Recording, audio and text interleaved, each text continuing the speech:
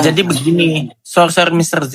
Jadi begini, teman-teman Kak Bunga, itu kan normatif ya, maksudnya itu memang seperti itulah sebenarnya dan seharusnya.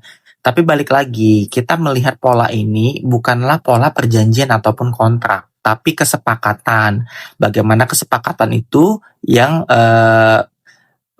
diatur saat ini kesepakatan terjadi ketika dia memention ataupun mengajak seseorang itu untuk menghubungi dia, bukan atas dasar yang kerjasama bisnis yang benar.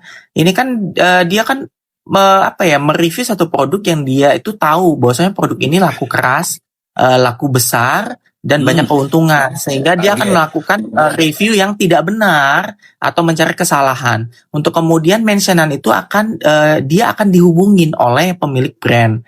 Nah, kemudian dia duduk, datang bareng, dia akan menjelaskan, D, begini loh D, gitu. Itu yang kita lihat. Tapi ada juga cara dia di mana sebelum dia mereview ke permukaan ya ke sosial media, dia melakukan pendekatan dulu menghubungin lewat sosial media atau lewat teman-temannya yang dia tahu siapa di belakang itu. Kemudian dia akan menanyakan, memberitahu, tolong dong kasih tahu sama dia. Aku mau memberitahu satu informasi ini. Salah satu contohnya adalah Dero sendiri itu tersandra oleh dia gitu loh. Jadi ada produk Dero yang dia review yang tadinya tuh Dero tuh tidak mengerti apa sih sebenarnya review itu begitu, sehingga dia tuh tersandra tapi bukan menggeser duit, tapi untuk meminta dukungan untuk meyakinkan bahwasanya Dero ini akan merepost konten dia, kemudian Dero itu mengkomentarin, padahal sebenarnya Dero tidak mau melakukan hal itu gitu loh. Tapi terjadilah hal seperti itu karena apa? Dia menyandra orang-orang ini gitu. Ketika kesepakatan itu dia tidak terjadi, dia akan mereview ke sosial media begitu. Jadi sebenarnya ini coba Kak Bunga itu coba mungkin bisa menjelaskan apa sih sebenarnya perbedaan dari perjanjian atau kesepakatan tersebut begitu. Kalau aku rasa kalau perjanjian atau kontrak itu kita tahu lah ya normatif seperti itu. Kalau kesepakatan ini kan lebih berbeda ya. Ada mungkin ancaman sedikit. Ya kalau kok nggak begini awas kok ya. Nah biar nggak begini kok kasih sekian. Wah, itu namanya itu yang dilakukan begitu loh. Dok, kalau di sini namanya itu URI. Nah, silakan Bunga. Jadi kita kan mempelajarin polanya dia begitu loh. Oke. Sebenarnya gini, kesepakatan itu harus dituangkan dalam suatu kontrak. Nggak bisa. Sebenarnya kesepakatan itu kan ada beberapa hal ya. Dari lisan pun juga bisa dikatakan sepakat. Tapi itu kekuatan hukumnya kan tidak ini ya. Menurut saya, sepaham saya yang selama ini sering membuat suatu kontrak, kesepakatan itu harus dituangkan dalam perjanjian. Tidak bisa kalau hanya ini begini, jika ini melanggar saya akan, itu nggak bisa. Itu bisa batal demi hukum. Apalagi tidak ada perjanjian di atas kontrak yang disepakati bersama, yaitu tanda tangan para pihak dan harus ada saksinya. Ini mungkin nanti bisa dibantu dijelaskan sedikit oleh Prof.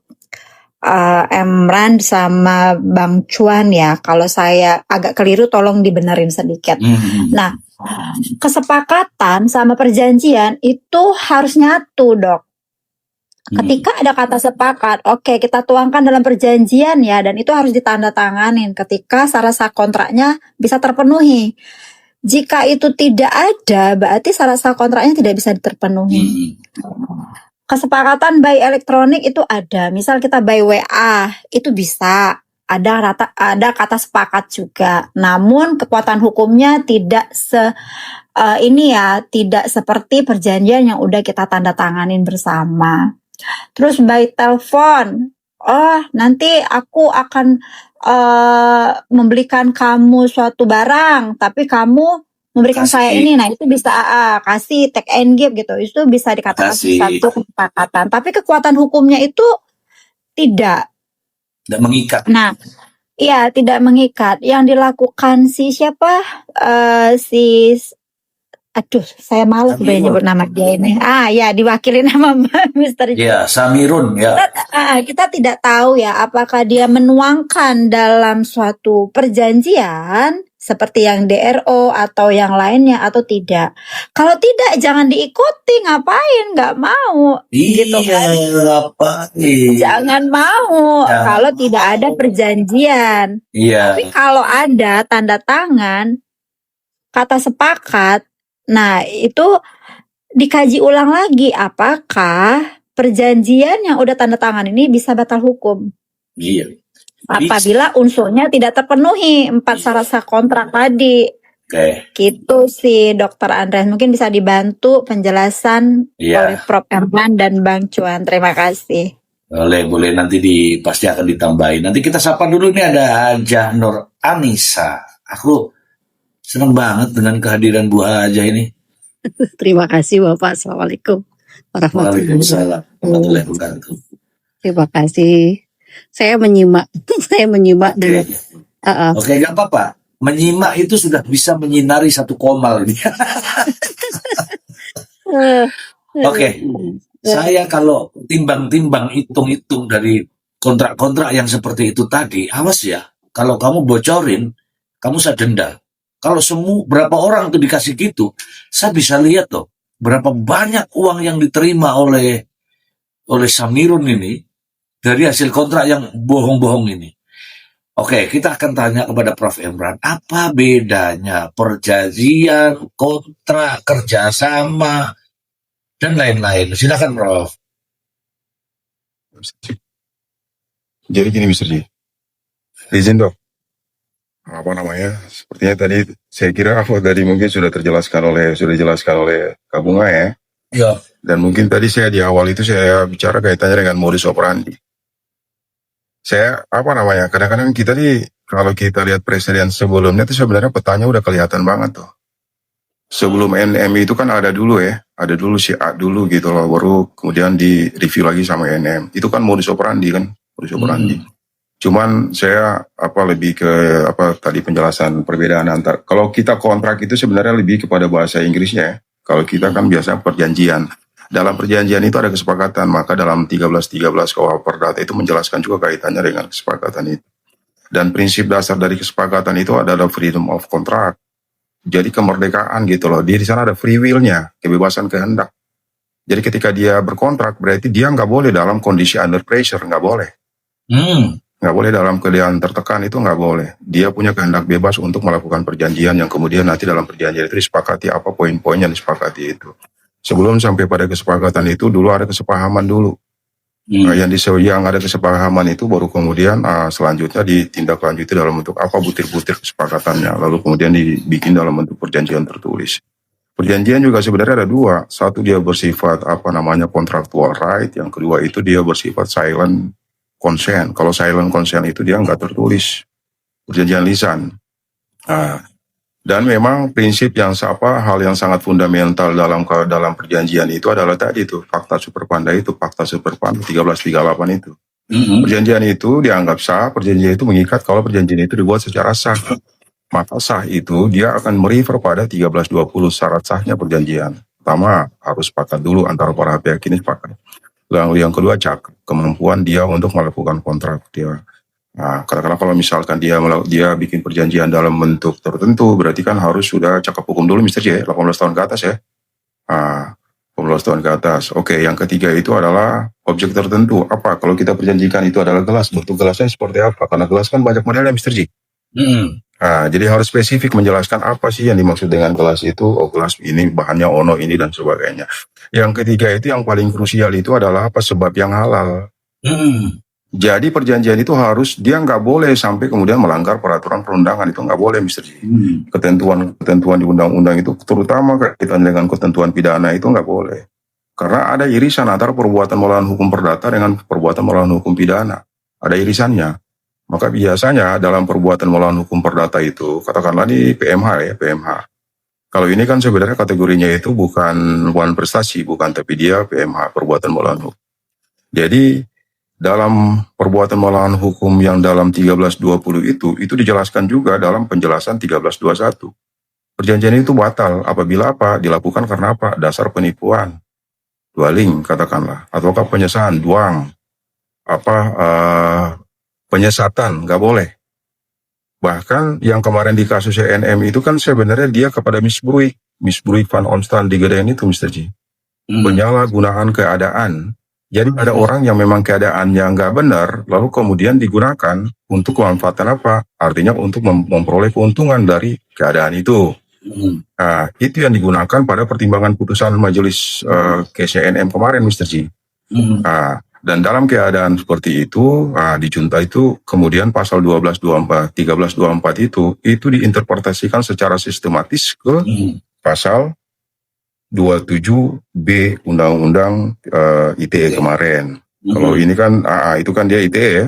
Kalau kita gunakan perbuatan melawan hukum di 1324 itu kaitannya dengan penyalahgunaan keadaan, itu berarti KUHP sekarang ini ya bisa diterjemahkan bisa diinterpretasikan secara sistematis ke pasal 482. Iya. Pemerasan dengan ancaman. Jadi sebenarnya itu. Jadi apakah itu dia merupakan perjanjian yang dapat dibatalkan atau tidak? Itu bukan begitu. Itu null and void, batal demi hukum. Dia secara mutatis mutandis itu batal. Karena nggak boleh, otomatis batal. Iya. Otomatis batal. Karena itu melanggar hukum. Perbuatan seperti itu dapat dimintakan pertanggungjawaban pidana karena ada pressure tadi. Iya. Karena tidak sesuai dengan syarat-syarat perjanjian ya, Prof ya. Karena tidak sesuai dengan syarat perjanjian, terutama kaitannya dengan klausul sebab yang halal itu, Mr. G. Iya. Itu sih. Jadi kalau pertanyaan dari yang ditanyakan sama Dr. Andreas tadi, ya saya kira itu perjanjian, tapi perjanjian itu oleh hukum dinyatakan tidak pernah ada. Perjanjian seperti itu tidak pernah ada, dan itu merupakan tindak pidana kalau kita kualifikasikan ke perbuatan melawan hukum. Itu dia lebih kepada perbuatan melawan hukum pidana. Karena apa? Sejak awal itu sudah ada mensreanya, Mr. Mensrea, betul. Mensreanya sudah ada, maka dibikinlah dalam bentuk apa? Ya tadi kan, modus operandi itu tuh ada step-stepnya, lalu kemudian orang disandra dan sebagainya. Yang disandra ini lalu kemudian dalam under pressure, dia kemudian memang dia nggak punya free will, dia nggak punya kehendak bebas, konsekuensinya dia hanya tunduk pada apa yang dimintakan oleh si pelaku ini. Oke, kira-kira begitu. Oke, keren.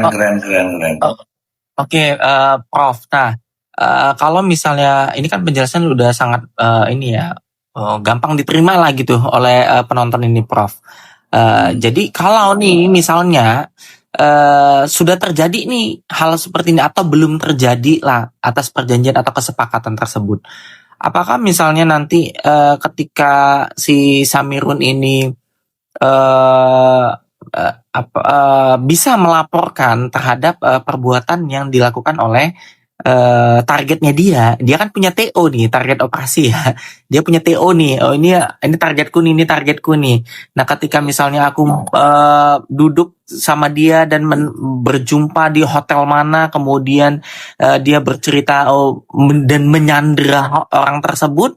Nah, ketika orang yang disandra tersebut dia tidak mau disandra, apakah dia bisa dilaporkan? Atau sama-sama melaporkan? Atau bagaimana? Sehingga dia tidak tersandra gitu loh. Atas yang dia tahu juga nih, dia sadar nih kadang-kadang. Kita juga nggak bisa membenarkan brand owner yang melakukan perbuatan-perbuatan yang memang itu salah. Misalnya, salah satunya itu Cindy Samuel lah kita anggap ya. Di dalam kontennya si Samirun ini, memang dia menjual krim polosan atau krim yang mengandung hidroquinon begitu, dan di dalam satu produk skincare itu kan tidak boleh ada hidroquinon yang dia memang izinnya kosmetik, itu tidak boleh, itu sudah melanggar tuh, dan itu masuk ke pasal 138 ya, atau pelanggaran 138 Undang-Undang Kesehatan di 435-nya. Apakah itu bisa saling melapor atau bagaimana gitu loh, sehingga dia tidak tersandra gitu loh, Prof? Ya, jadi sebelumnya kalau di case-nya izin kak Bu, ini saya sedikit sebelumnya di kasus NM itu kan ada juga yang menyatakan bahwa sebenarnya itu merupakan penyuapan. Kan begitu kemarin kan, seolah-olah DRG itu menyuap si NM ya. Isunya. Jadi gini, dalam delik itu sebenarnya ada 15 delik. 2 diantaranya itu delik previa dan delik komuna. delik previa, kalau delik umumnya itu dia dia bersifat delik umum, siapa aja bisa lakukan. Tindak pidana tertentu ada namanya delik previa. Delik previa itu delik dengan jabatan. Dan jabatannya itu harus diberikan secara atributif oleh undang-undang. Contohnya tindak pidana korupsi itu delik dengan jabatan tuh. Orang dengan jabatan tertentu baru kemudian dia bisa melakukan perbuatan melawan hukum. Katakanlah kalau penyuapan, berarti yang disuap ini orang yang memiliki kewenangan kaitannya dengan apa yang mau disuapkan. Katakanlah tutup mulut nih, saya jangan jalan nih. Oh, berarti itu.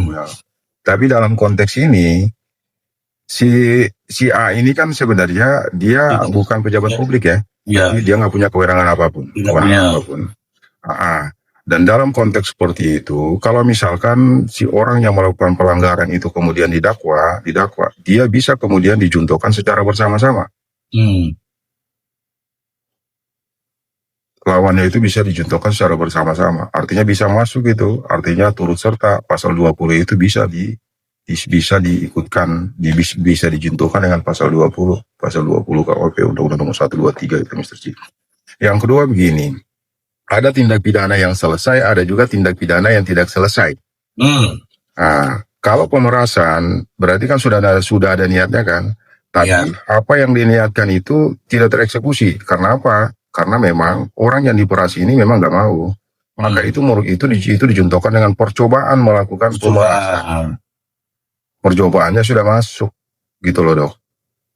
Jadi tidak terjadinya pemerasan itu bukan karena pelaku menarik diri, bukan karena kehendaknya. Dia membatalkan niatnya, tapi karena memang orang yang pengen diperas ini memang nggak mau tunduk pada tekanan itu. Tapi perbuatannya sudah terjadi. Akibatnya itu apa? Ya, itu merupakan delik percobaan melakukan tindak pidana. Yang dalam konteks ini berarti pemerasan. Itu sih dok. Oke, sabar dulu kawan-kawan. Sabar dulu dok.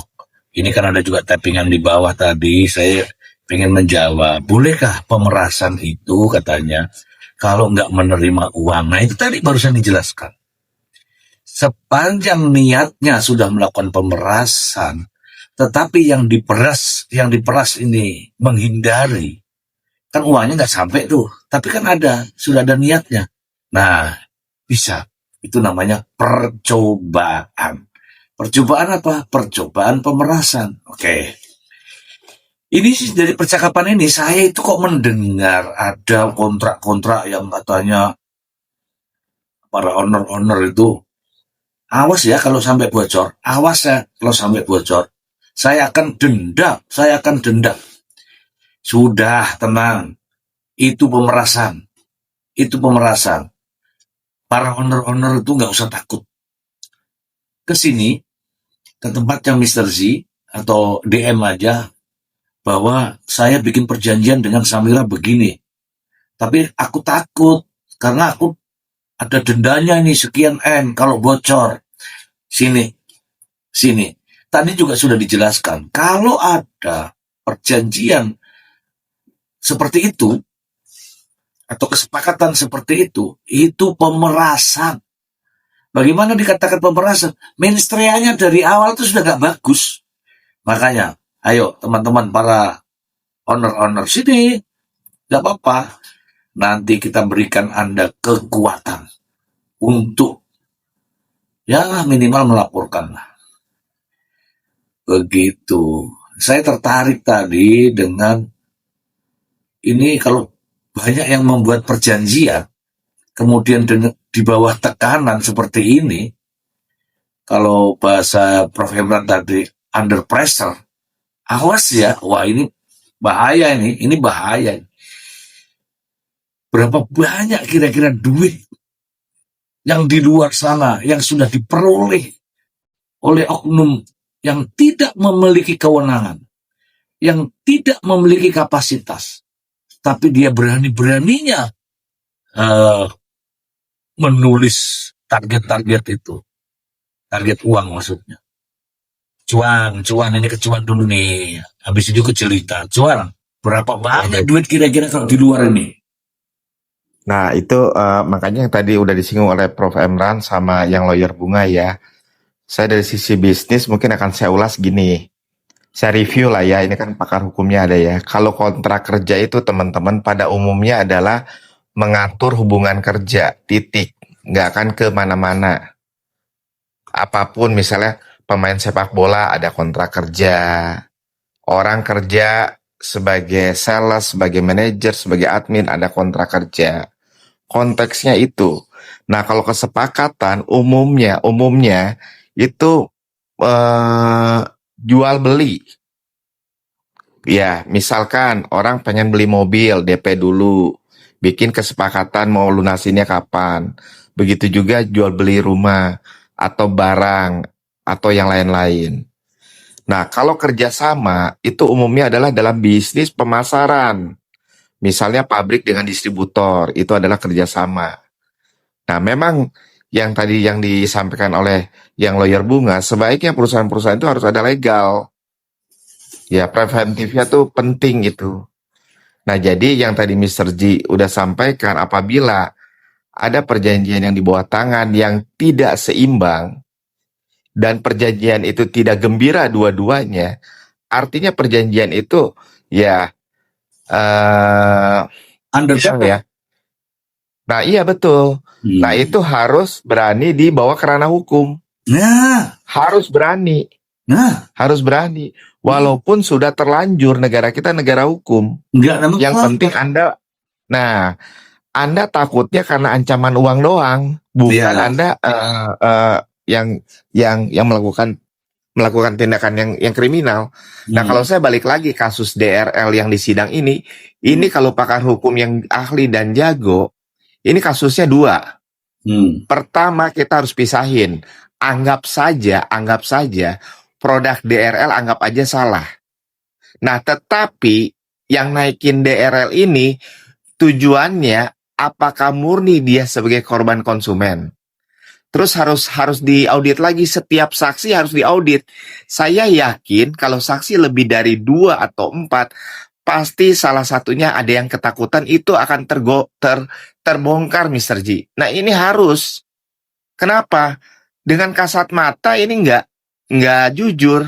Apalagi sudah ada suara, ada pemerasan 200 miliar. Itu aja Mr. G dari saya. Iya, kalau saksinya sih ya begitu itu. Kadang lupa, kadang bohong, kadang bilang ngarang. Jadi jelas ngarang dah. Di persidangan loh itu dibilang ya, bukan ini. Ya. Jelita, jangan tidur. Ayo. Untukmu. Jel. Nah, itu dia. Itu dia. Ini aku belum dengar nih suaranya I love you nih. Mr. Z, yang saya yang penasaran, yang waktu yang kemarin, saya tuh pengen tahu setiap saksi yang hadir.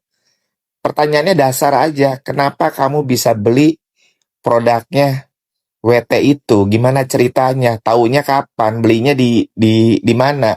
Bilnya mana? Kalau gelagap-gelagap jawabnya udah pasti itu saksi yang dibuat-buat, Mr. Z. Iya. Tadi ya pada saat sementara live, Pak siapa namanya itu, pengacara-pengacara itu pada ini, jadi salah satu atau salah dua diantaranya itu saya WA. Coba dong ditanyain, ada nggak datanya? Katanya kan atas nama masyarakat. Kalau atas nama masyarakat kan masyarakat yang datang lapor kemudian didata kan. Ada nggak datanya? Nggak ada. Kan kita ini by data kalau atas nama masyarakat. Kemudian dari situ aja sudah tahu bahwa ini akal-akalan mengatasnamakan masyarakat. Udah itu sudah yakin sudah. Jangan lagi teman-teman masyarakat, teman-teman konsumen, jangan lagi mau dibohongin. Mengatasnama masyarakat, dia yang minta duit kok. Mengatasnamakan konsumen, ternyata dia bukan konsumen. Nah, itulah fakta persidangan. Bagaimana Bu Vin? Bu Fitri? Ngene iki lho kanca, nek lab ning nggonku mesti do turu. repot iki. Hadir Mr. Z. Hadir Bapak, hadir menyimak. Iya. Iya. Nyimak ya. Izin Bapak. Iya. Izin Bapak. Burja, Apa silakan yang Burja. dimakan nih? Saya mungkin tidak terlalu dalam ya, tidak terlalu dalam masalah ini. Gak usah dalam-dalam, bahaya. Tapi yang saya sanksikan begini, ini pendapat saya lah ya, izin saya berpendapat.